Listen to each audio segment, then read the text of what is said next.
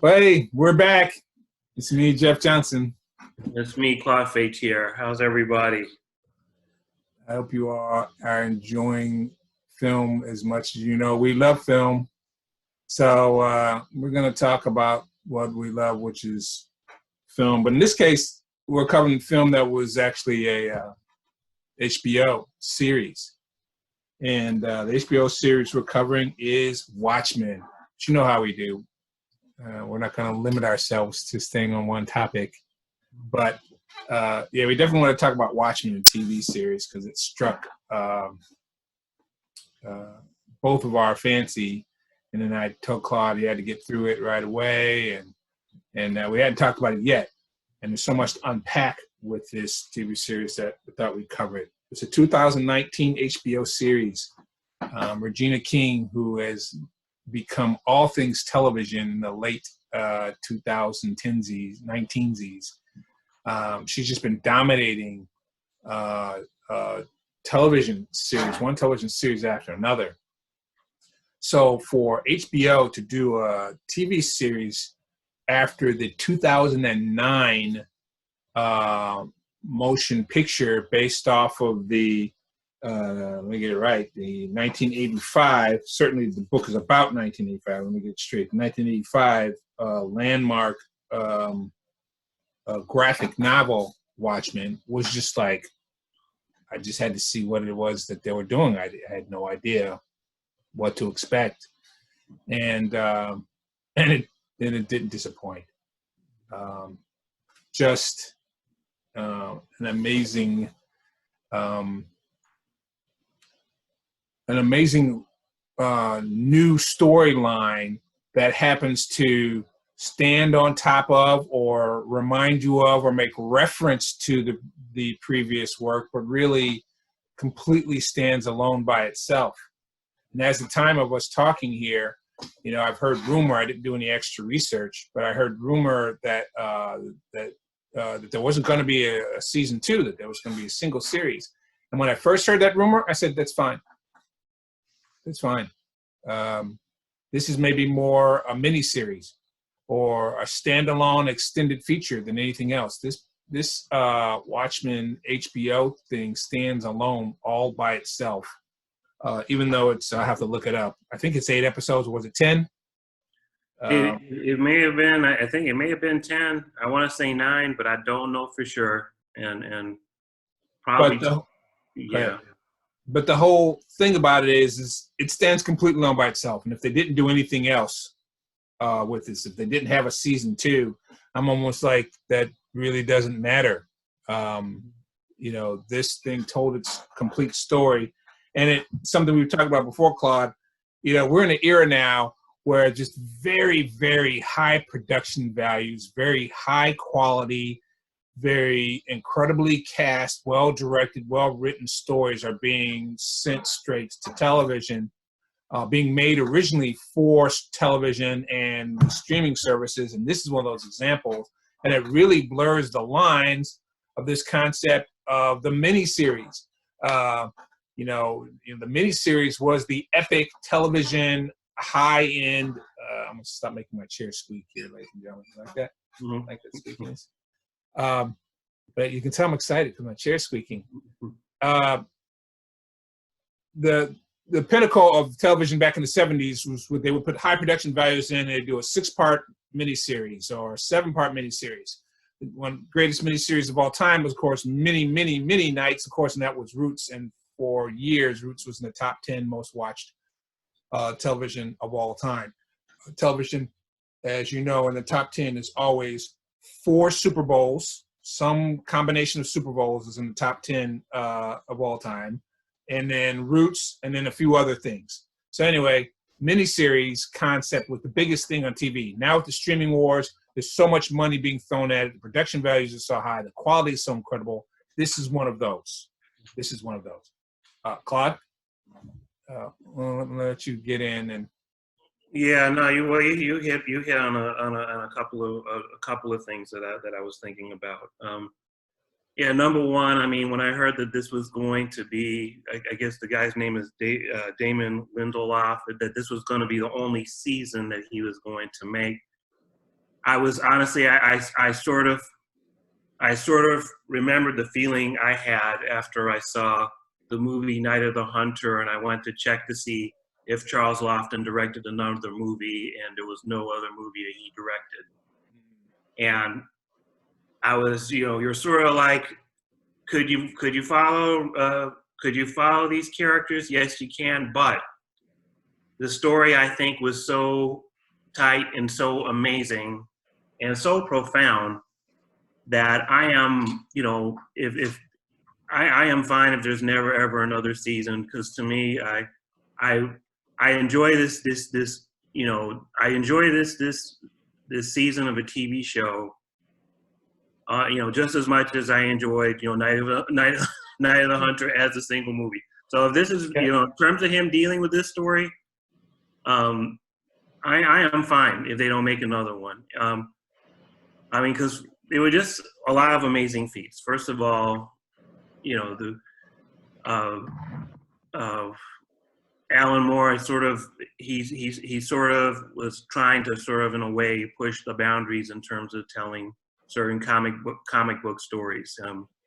He sort of has a belief that each medium sort of has their limitations, and that he was trying to sort of make comics evolve, because he says that a lot of comics are just basically using older cinematic techniques to convey a story. But if you read his book, his whole thing was to try to push the medium away from what everybody else was doing, and at the same time, he sort of has this idea that wants to create stories that people can adapt. But the funny thing is that the studios keep buying his stories to adapt them, and I don't know if he even liked any adaptation. I think just seemed like he's really curmudgeon-y about the business aspect, and he says, "I don't like it. I don't like it. I don't like it. I don't like it." But even still, not to cut you off, but even still, he pushed this boundary, Watchmen, with a story that reflects on all the old ways of doing things. It wasn't just any story. He could have made any kind of story. He made a story about old vigilantes. And then inside the story, the Watchmen, he puts a subtext where a kid is reading a pirate tale comic book, which again, a lot of people don't realize that comic books originally were cowboy stories and pirate tales. So he buried a pirate tale on top of it. And I'm only saying it as I'm holding my copy of the Watchmen. So yeah, so he did it in a unique way of trying to push the medium forward with a story that was reflecting back. Definitely reflecting back. The whole Rorschach trying to do that whole absolute justice thing. Definitely has sort of film noir things that are involved in it. So yeah, these things that he was saying that the comic book people should evolve beyond, he was definitely using those. And I'm not going to analyze this stuff too much, because I'm not, I haven't read all of Alan Moore's stuff, but I do know that was an idea that he talked about in his books on writing comics that I read a long time ago. And that to be said, it was one of, when the book came out, it was literally like just amazing, just considered amazing literature. I did not read it at the time. I think I read it later on. And a lot of people were like trying to figure out how to adapt it, even though it was probably in a way he really didn't want them to. And it would seem like, can it be adapted? Can it be adapted? And in 2009, when Zack Snyder got started doing it, he was basically, I'm going to basically do image by image reconstruction of the story. He changed one element which needed to be changed, because something that works for a comic book is not necessarily going to work for a movie. So I personally, I liked the movie. I did too. I thought it was a fine adaptation for the exact same reasons you described, right? Everybody knows that, their favorite book and their favorite book series, does not translate perfectly well to the screen. And it's okay. You read the book and you enjoy all of the elements and the components that make a book in the book format work. And then you go to a movie, and now I'm looking for a film format. I'm looking for, 120 minutes, relatively speaking, please, because I'm an American. If I was in Bollywood, I'd be perfectly fine with 6 to 8 hours, but I'd want a musical and a dance break in the center. But it will not be the same as your favorite novel, and especially classic novels. Whatever it is that you like, that you consider a classic, well-run, perfect book. Most people accept in their mind that that the film is not going to cover word for word, line for line what is in your book. Whereas in the book won't be in the film.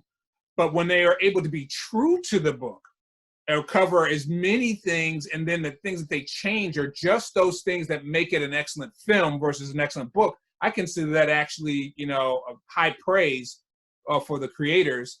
And Watchmen, the movie, gets that high praise from me. I thought the movie was, the movie was great. I thought it was a very good movie. And given the fact that it was a beloved book, and it's so hard to translate books to, and I've covered this many times, Dune, Lord of the Rings. I mean, everybody was holding their breath for Lord of the Rings. Yes, it was excellent, but they didn't know for sure it was going to be excellent. They did not. Lots of things go bad. And I'll throw in there, since, for whoever can relate to me, can comment to our things. Hitchhiker's Guide to the Galaxy, I think, did a fine job for the film. Here's a beloved book series that's like 6 books deep, and you're going to make one film. And again, in Hitchhiker's Guide to the Galaxy, they made their own little twist to make it fit to a movie, but yet it fit the theme well, and it was comedy, which, Charlie Chaplin said, dying is easy, comedy is hard. To make the film not follow the books word for word and still be funny is, high praise. And so bring it back to Watchmen, 2009, they do the Watchmen film. Zack Snyder makes the Watchmen film. To your point, I think it followed the book very well, and then just made a change that was perfectly fine for a motion picture. To make the movie work fine, although not following the book line for line. And it came at a time, a little early in 2009, but still right in the pack of where we were rushing into all things superhero. Now, it's not that we didn't have superhero movies before, but now we're full on, Marvel, DC are going to hit you with, their versions of Hollywood films. And then we get this film, again, before, it was the first rated, I won't say it's the first rated R one, because let's make it plain. Blade was the first rated R comic books storyline series. And so was definitely rated R. It was definitely rated R. Okay. Blade was definitely rated R. And it needed to be, right? It was vampirism and bloodletting and violence and all the rest. And was a comic, clearly a Marvel comic book character. Most people just I think Blade, the original Blade, was so good that people don't even remember it as a comic book. They never heard of the comic book, and they didn't know, and they just went for an action vampirism movie. And again, that's high praise to, again, the movie, where you had a comic book series that was successful and so forth, and then they adapted it to a film to make it a very good film that stands alone by itself. The first Blade, by the way. The other Blade. No, I mean, what was interesting, as you mentioned that movie too, was that it was right at, it wasn't necessarily, Blade was pretty much a alone film. I think people who were dedicated to, or who knew about the comic book movie knew that it was a comic book movie, but it came out before. But also, another thing that had happened that I remember, that year, was that you did not necessarily have a big, like a big parade of comic book movies per se. Right. But what were the movies that sort of brought attention? Because Blade did very good at the box office. You had two franchises that were comic book like. You had The Matrix, where they had a lot of comic book artists that went into the playing of it. And I always compare The Matrix and Blade because, Blade, did sort of, there's a signature pose where Blade is sort of like kneeling on the side of the building with the gun, and you have like the silhouette and everything. And he has to go from one building to the next. And that classic pose was later used by Keanu Reeves. And so not to say that one copied the other, but you had interesting Right, but Blade ideas started. that were in the air, and you had a franchise, I mean, Wesley at that point you would say was probably the top box office draw. Correct. Again, and then Yeah, you the had top the Matrix. You had the Yes, sir. Matrix, which became its complete its own its own franchise, but a lot of similar visual looks, because you have Keanu Reeves doing the same type of posing on the side of the building. Right, with a long black trench coat posing with the side of the gun. Yes. Right, they were back to back. Your point's well made. Those all hit around the same time. Blade hitting first. Blade hitting first in '98. The Matrix, which was also rated R. But again, The Matrix hits you super hard as sci-fi, and then it snuck in the fact that, this is kind of superhero-ish, right? It snuck in the superhero-ish piece, right? And it was blurring those concepts, which made them groundbreaking, right? Where you were blending concepts, horror, vampirism. I don't even like vampirism. I mean, there are a couple good vampire movies, but again, as I cover the things, but I don't like them. You like them, but I don't like them. But it's like I cover a lot of things. A lot of things, genres that I don't like. There's still excellent films that are made in these genres, and I don't like vampire movies, but yet Blade, was just awesome because it gave us horror, vampirism, and he's a superhero. I'm like, okay, that's a twist, anti-hero, and how's that gonna work? And then sci-fi, just way over the top, straight in your face sci-fi, The Matrix. But then you're like, ooh, it's a superhero fact. In fact, when they made him fly in the sequels, then you're like, whoa, wait, he can fly, as if that's a stretch. But because it's genre bending, your mind's like, okay, hold on, super sci-fi plus superhero. Okay, I'm with you. I'm still with you. You're hit with all that. Again, still almost a decade before Watchmen. Let's be clear. 1998 Blade, 1999 Matrix, the series of Matrix movies. I was 2008. Something else. Oh, go ahead. Oh, you gonna throw another one? Go ahead. No, the other thing was the Matrix had stolen the thunder because the Star Wars prequel franchises started the same year. Sure. Everybody was expecting the Star Wars prequels, everyone was expecting that was going to be a return of George Lucas. We're going to have the Star Wars stories. Technical effects will be brought to another level. Correct. But who ended up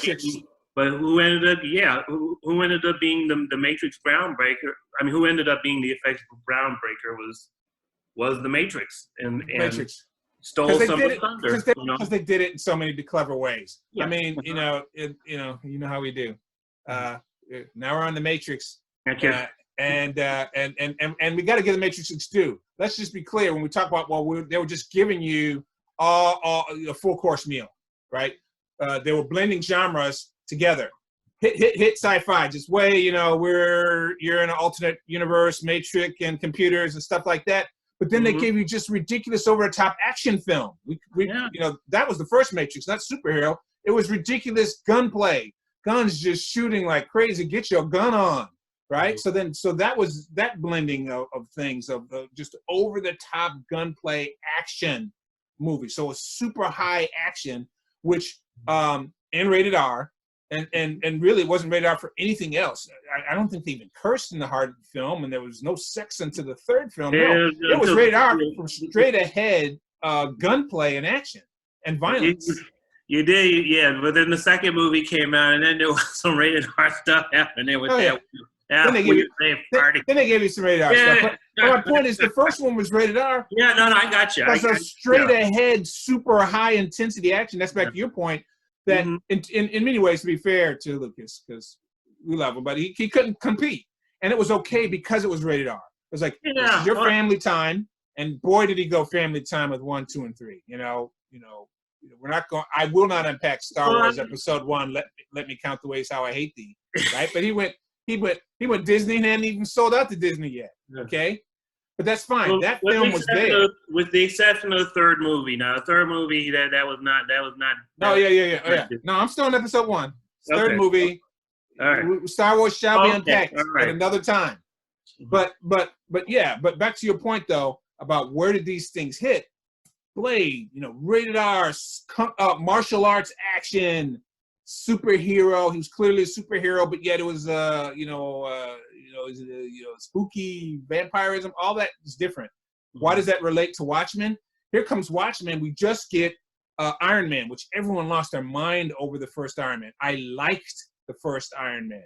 Everyone just loved it. Oh, it's the thinking man's comic book story, and of course it was the thing that established Marvel Studios, right?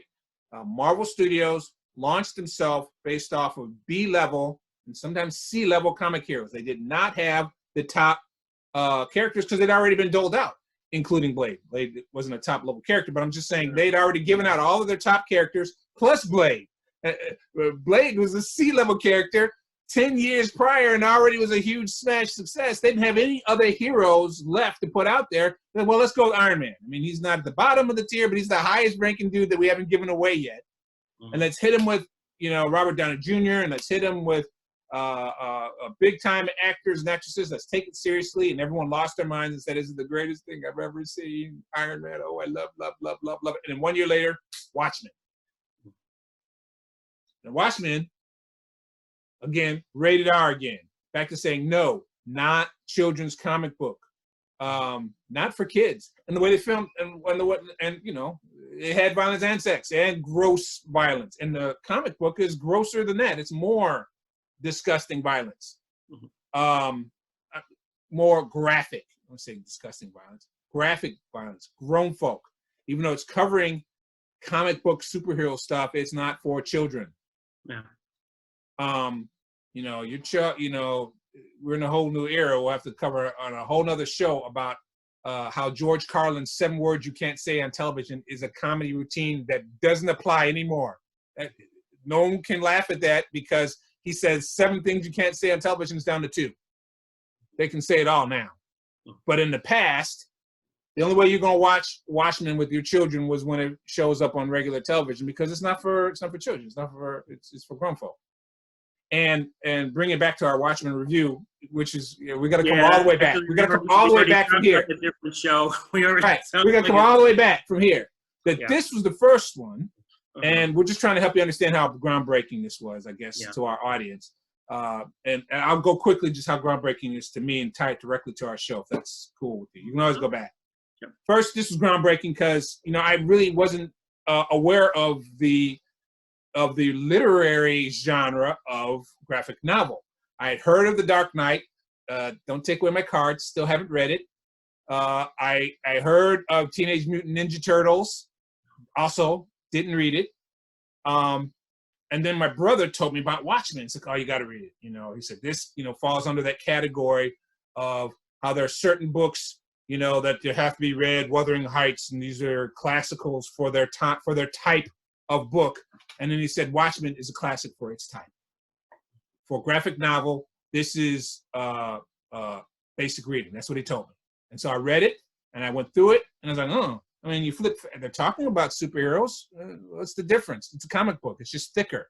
It's not drawn with very high production values. It's not drawn very fancy. Again, looks just like an old comic book. What's the difference? When I got through it, I got the difference. This is a graphic novel. Other things are comic books. Thick comic books are called trade. It's called trade. I don't know where they came up with that name. They just take 5 comic books and they glue them together. They take 5 issues in a row, glue them together, and they call that trade. Not a graphic novel. This is a complete, comprehensive story with subtext and sub-stories, and not for children. It's not a children's book. Just like you got a whole bunch of books on your shelf, they have no pictures in them, but you can't let a kid read it. No. They're just words that can be looked up in a dictionary, but the series of words laced together are not for young people. That's the same with this. And so all I wanted to say about that is that the Watchmen, the graphic novel, opened up my mind to the concept that they're graphic novels. And now, of course, I'm all in because there's lots of graphic novels. Diary of a Dorky Kid is a graphic novel, and it's a graphic novel series, and there's a whole bunch that are like that. I've read autobiography graphic novels, March 1, 2, and 3. Excellent graphic novel series about civil rights, a superhero, right? And he does it in all black and white only graphic novel. And he got his inspiration from the Harlem Hellfighters. Max Brooks, Mel Brooks' son, zombie book and movie author, went and did this biography of the World War I, and I'm going to tie that back in now to our thing, the World War I Hellfighters. Graphic novel, very graphic. My son just turned 17. He's just now studying World War I, and they're covering just how gross it was and how horrible. And, you know, day after Memorial Day, it's important to talk about, you know, the loss of life in war for the fighting for our nation. Yeah. If they had color in this, it might have to be, I don't know, it would be worse. You wouldn't be able to take it. It would be nasty, if it were in color. It's easier to accept this characterization of how this black regiment in World War I went through the war in black and white. And I bring that forward now to our HBO special that we're talking about now, which drops us immediately following World War I. We have a vet, a World War I vet who maybe just recently come back home to Black Wall Street in Tulsa, Oklahoma. Our genres blend where we're in a movie theater, and it becomes evident it's a black movie theater because all of the town and all of downtown and all the stores and shops are black owned and run. But this is a black movie theater playing a black and white film where the music has to be added by piano, presumably by the female owner of it. She's playing along to entertain her son while Black Wall Street is being burnt down, while it's being raided by Klansmen, by white supremacists who literally bombed the place, flew over with airplanes and threw dynamite down. And this is how this TV series opens, that this black movie theater, this young black boy in his family's own black movie theater is watching a movie about Bass Reeves, the black U.S. Marshal of Oklahoma, who comes to the rescue, but he wears a cape and a hood, and he throws off his cape and hood after he comes to rescue and saves the day. That is interrupted by the riot, and he has to flee with his family. And that's how this movie opens. When I saw this, Claude, I was looking around. I mean, I'm watching HBO in my own house, and I'm looking around and said, who greenlit this? I said, I found out that the movie was out. I know about the book. I enjoyed the movie. I love Regina King. I was like, well, how did this movie get approved? And why didn't somebody run to my house and tell me to go watch it immediately? What a powerful kickoff.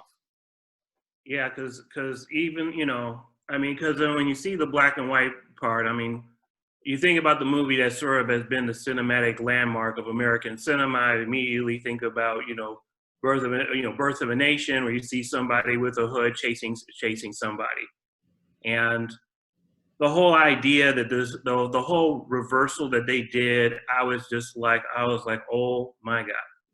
And then you see that, they're in the theater. A young man is watching it. He's seeing a heroic image of Black people, which is something that we, which is something that in our lives we've been craving something like that.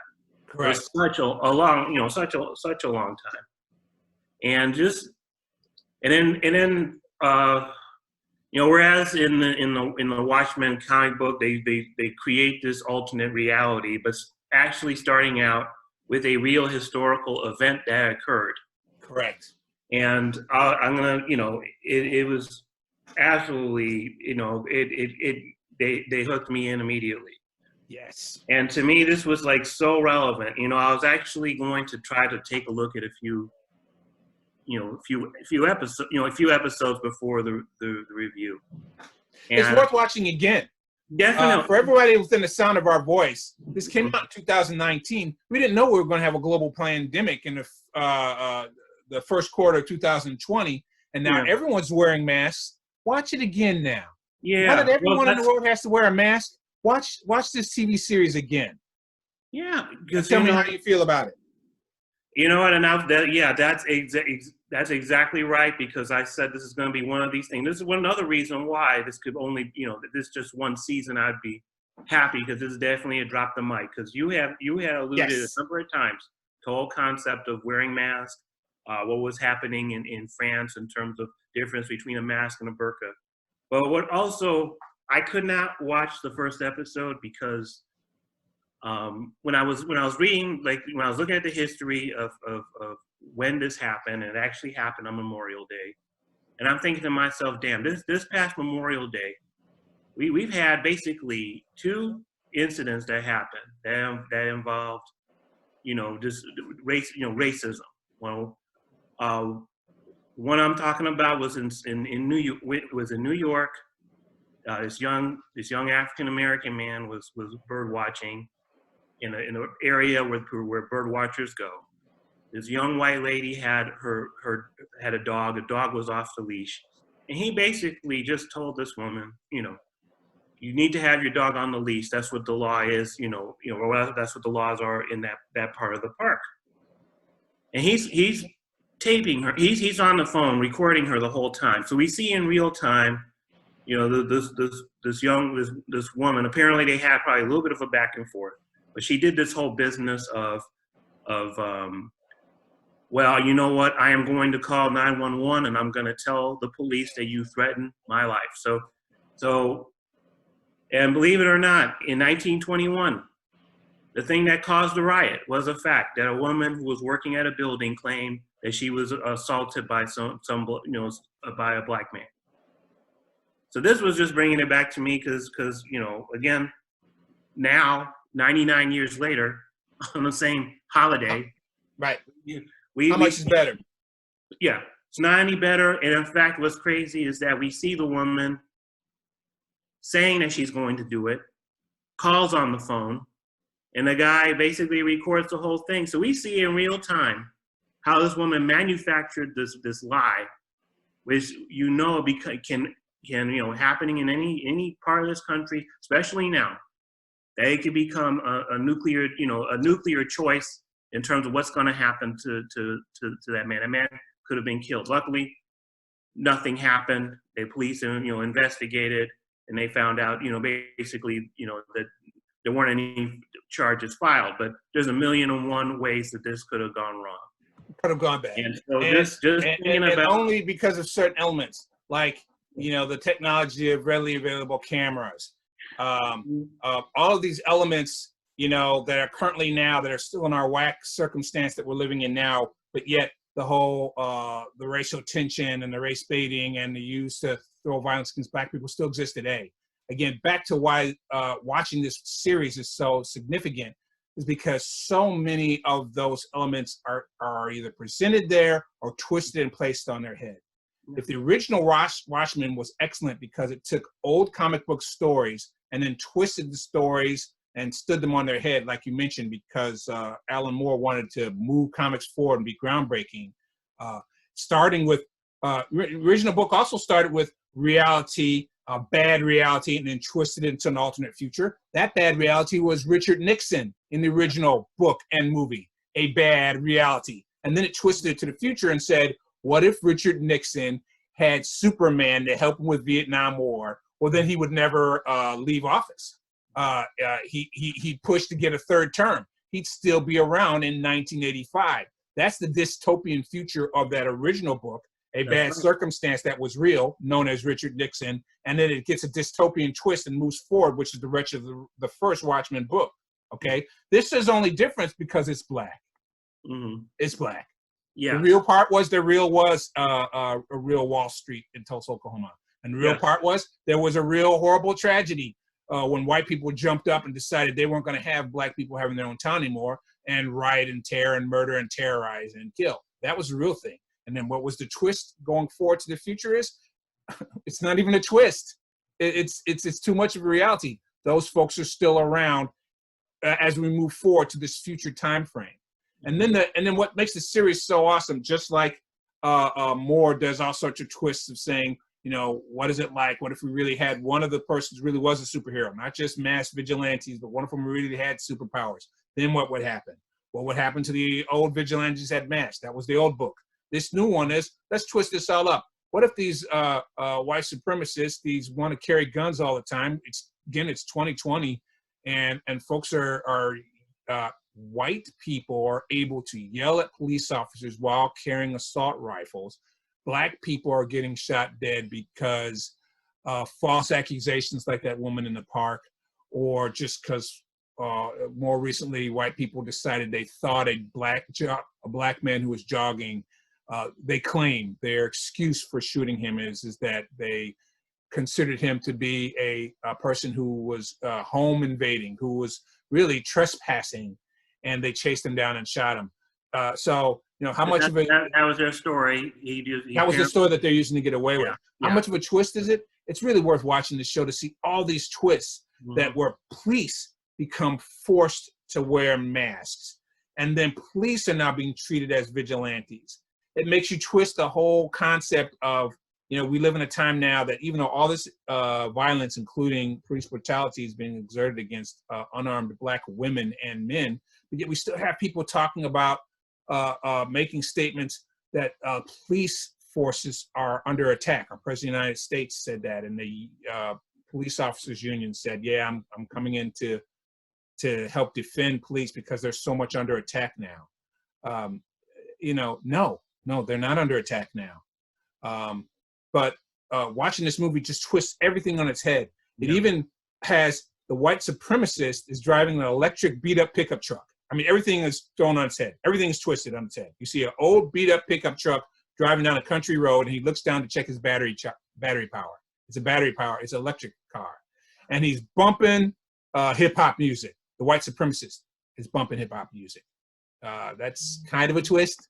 You know, they've always loved our culture. That's reality is as far as I'm concerned. They've always loved our culture, right? The racists, they listen to hip hop music, and so a bunch of racists also have Black girlfriends. So let's not get twisted. Yeah. But so then the police officer comes up and has to wear a mask to protect himself. In this fictionalized story, police are really under attack. They're actually physically under attack, and so he has to wear a mask. He has to have his camera on his chest at all times. And he has to have permission to get his gun released, even though the criminals have assault rifles. Just amazing. And that's just episode 1 of The Watchmen. Yes. Yeah, and the officer is also African-American, whereas the people perpetrating the crime. Again, reversal, just completely. So this was, yeah, I mean, the show,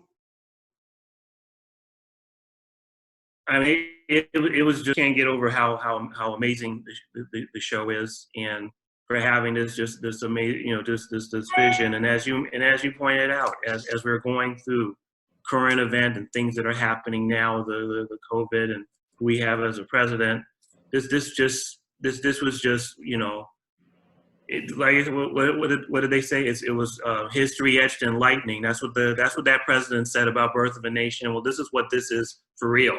Okay, for real, because this stuff is happening. You know, this stuff is happening. You know, it's worth a rewatch.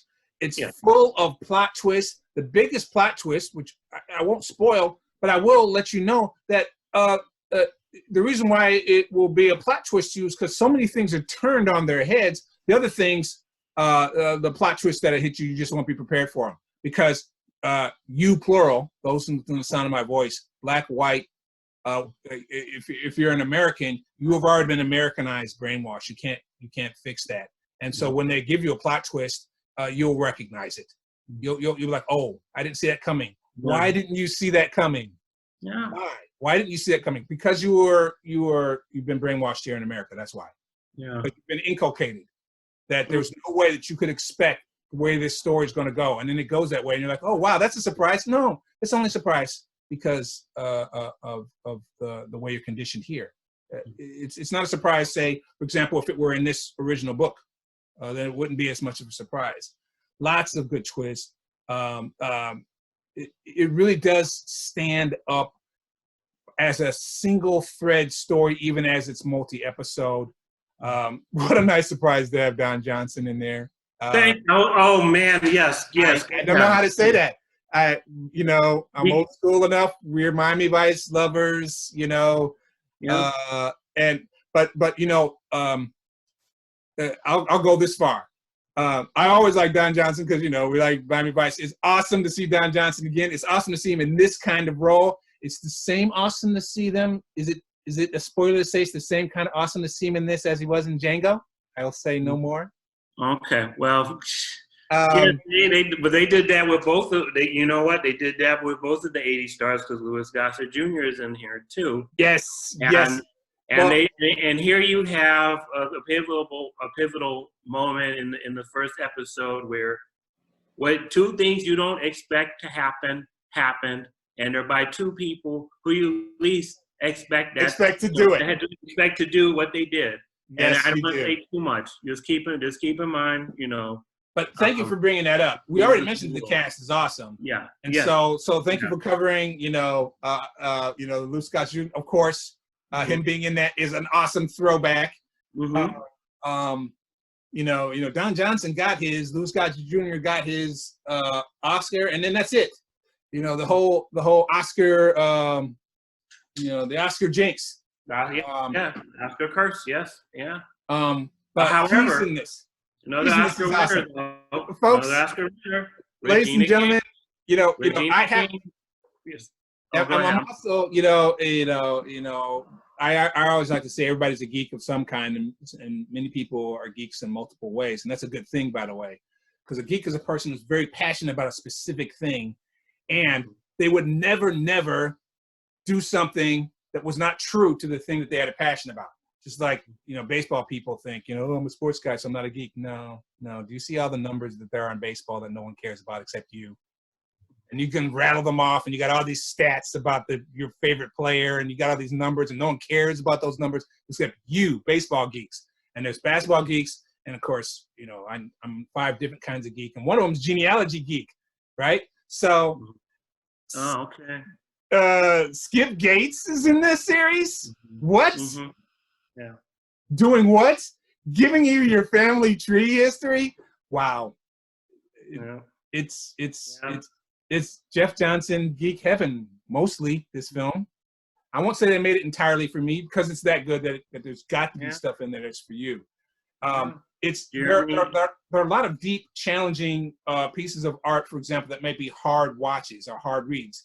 I would say this is not one of them. It might be athletic for you.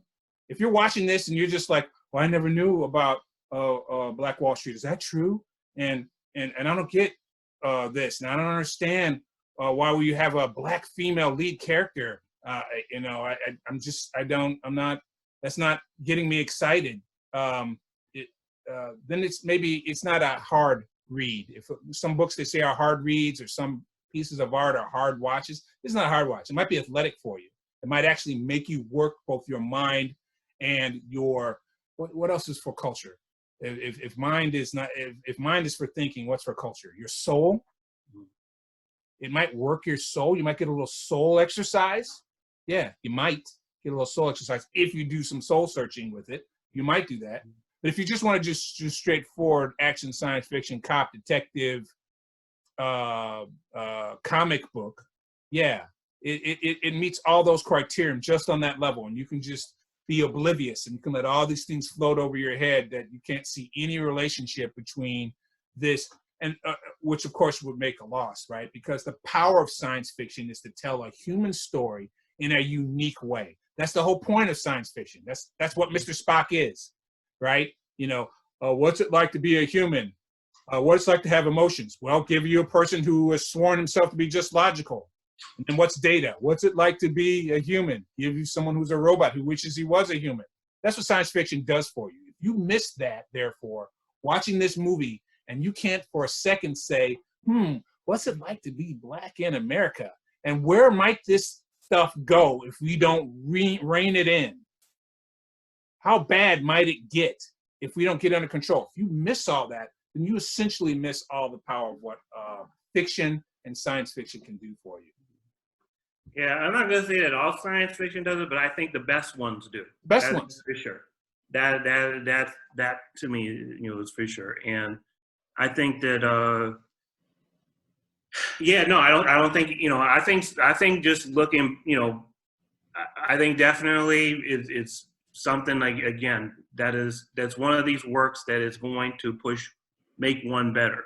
You're going to be, just in my opinion, probably a little, think about things a little differently. This will be one of those things that help you to grow. Again, just